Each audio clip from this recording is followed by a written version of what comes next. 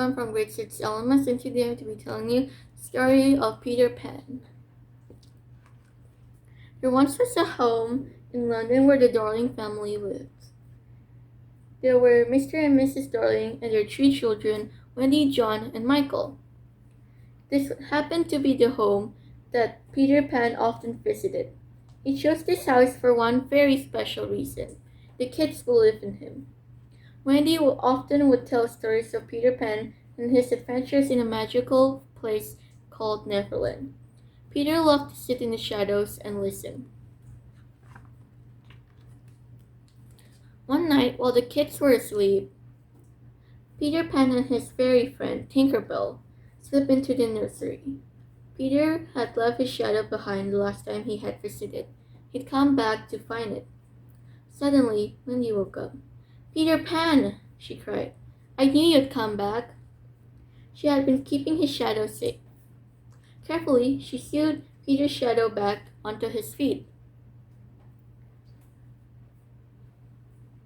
"I have to grow up tomorrow," she said. "I won't have it," he cried. "Come on, we're going to Neverland. You'll never grow up there." Wendy woke John and Michael so they could come too. "But Peter," said Wendy, "how would we get there?" "Fly, of course," answered Peter. He sprinkled the children with Tinkerbell's pixie dust and told them to think happy thoughts. Soon, they were flying out of the window. They flew through the skies and finally spotted Neverland down below. "There's a pirate ship!" cried Michael. The captain of the pirate ship was Peter's greatest enemy, Captain Hook. "If only I could find his hideout, I'd trap him," Captain Hook told his assistant Smee. A crocodile had bitten his hand off long ago and was still after the rest of him. Luckily for Hook, there was an alarm clock in the crocodile's belly that went tick-tock, tick-tock, so Hook could hear him coming. While Peter Pan had taken Wendy to see the Mermaid Lagoon, John and Michael weren't interested, so they went on an adventure with Peter's friends, the Lost Boys. "John, you be the leader," cried the Lost Boys. Then, lining up behind him, they marched into the forest. As they marched along, they come up with a plan. They would be very clever and capture the Indians. The plan might have had succeeded if the Indians hadn't caught them first. Michael and John were frightened until the Lost Boys explained that it was just a game. The Indians always let them go. But this time, the chief wouldn't set them free. He thought they had kidnapped his daughter, Tiger Lily. Nearby, Peter was showing Wendy the Mermaid Lagoon. Suddenly, he spotted Captain Hook and Smee rowing in a small boat. Tied up in the back was Tiger Lily. "Looks like they're headed for Skull Rock," said Peter. "Let's see what they're up to." Sure enough, Hook was holding Tiger Lily prisoner. He had tied her to a rock in the sea and was asking her about Peter's hideout. Peter set off to rescue Tiger Lily before the tide came in. Peter took out his sword and fought Captain Pan back and forth. "I've got you this time, Pan," cried Captain Hook, forcing Peter near the edge of the cliff. But Peter danced out of the way into thin air. Suddenly, Captain Hook tumbled off the cliff. Smee picked him up in the rowboat, and the crocodile started to chase them. While they rowed away, Peter rescued Tiger Lily. The Indian chief was very pleased to get his daughter back.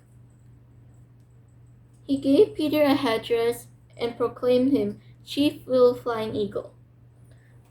Captain Hook was hatching an evil plot to get rid of Peter Pan. Hook had lured jealous Tinker Bell into his lair and promised that he would get rid of Wendy if she would tell him Peter Pan's hideout. But as soon as Tink told him, he locked her in a glass cage.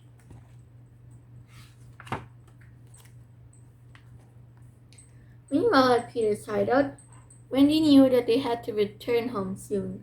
She sang about the wonders of her real mother until even the Lost Boys wanted to come to London. Only Peter wanted to stay. One by one, they left the hideout, only to walk right into the arms of waiting pirates.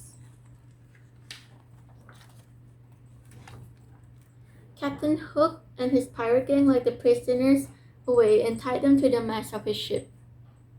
"I have left a little present for Peter," Captain Hook said. "It is due to blast off at 6 o'clock." From her glass cage, Tinkerbell overheard Hook's plan. She was furious. She knocked over the lantern, and with a crack, she was free. Tinkerbell reached Peter's hideout just in time. He was about to open the package. She tried to pull the package away, but it was too late. Suddenly, kaboom! The explosion was so huge that it rocked Hook's ship. Captain Hook smiled. "Join me or walk the plank," Hook shouted. "Join you? Never!" cried Wendy. She walked to the end of the plank and jumped, but no splashes were heard. Peter Pan had flown to save Wendy. He set her down safely, then flew onto the rigging. Hook scrambled out after him and drew his sword. As Peter and Hook clashed swords, the rest of the kids battled it out with the other pirates. Suddenly, Captain Hook lost his balance. He fell overboard and into the water, where a familiar crocodile was waiting. "Hooray for Captain Pan!" cried all the children. "All right, you swabs," said Peter. "We're casting off for London."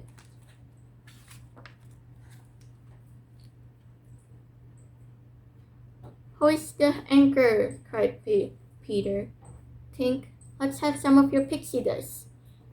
Tinkerbell flew around the ship, sprinkling magical dust as she went. Then up, up, up went the ship, and as it rose, it began to glow like gold. Back in London, Mrs. Darling found Wendy sleeping by the window. "Oh, Mother, we're back!" cried Wendy. She told her parents about their wonderful adventures in Neverland. "I'm going to bed," announced Mr. Darling. But as he turned to leave, he noticed passing in front of the moon a ship made out of clouds. "You know," said Mr. Darling, "I have the strangest feeling I've seen that ship before. A long, long time ago, when I was very young." And indeed, he had. And that's the end of this story. I hope you had enjoyed reading the book as much as I do. Thank you, and goodbye.